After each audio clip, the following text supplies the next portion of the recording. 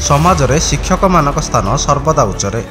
किछि शिक्षक शिक्षादान को व्रत भाव पालन करी पांती यथेष्ट सम्मान, तो आउ किछि शिक्षक अधिक मात्रा रे सरकारी दरमा पाई मध्य शिक्षादान रे करिथांती अवहेला। शिक्षा विभाग रे सरकारक माळमाळ योजनार हरिलुट चलिछि।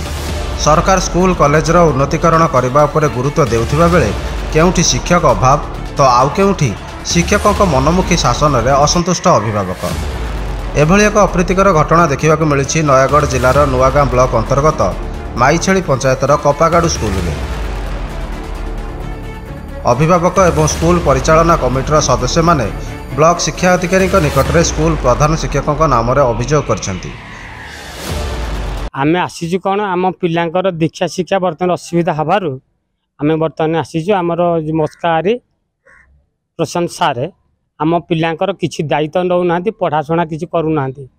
ना होउची पढ़ा से बिलबारी काम करुछंती। बिलबारी बोले तांकर पाखरे स्कूल पाखरे बिलबारी तो से जाइकी बर्तमान कोड़ी साबल नेकी तांकर से काम करुछंती। हां स्कूल टाइम रे टाइम बर्तमान 11:30 हला बसिक पिला माने बाहर डिया मारुते से ऑफिस की आसी नथिबे। हमर दाबी बोले आम पिला मानकर भलरे जेमिति हमर पाठ पढ़िबे भल मंद हिसाब से यहाँ आम सबुठार खुशी। बहुत दिन रही जीवार आमर सी आ पिलांकर दायित्व किसी नौ ना से बिलबारी दायित्व नौ।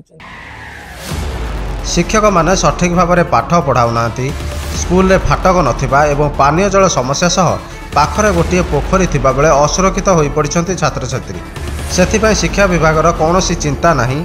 छात्र छात्री मानक प्रतिक्रिया एवं अभिभावक मानक प्रतिक्रिया संपर्क में शिक्षकों को पचारे मध्य कौनसी उत्तर मिल पारना। यही समस्यार समाधान पर कौन कार्यानुष्ठान नेउछंती नुआगाँ ब्लॉक शिक्षा विभाग अधिकारी से अपेक्षार अछंती अभिभावक और छात्र छात्री।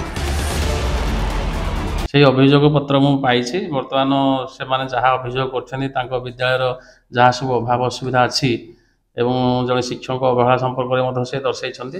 आम इनक्वारी करा जिवो एवं इनक्वारी करी मु तार उचित पदक्षेप नेबी। गंजाम संतोष कुमार सेठी रिपोर्ट, उत्कल क्रांति।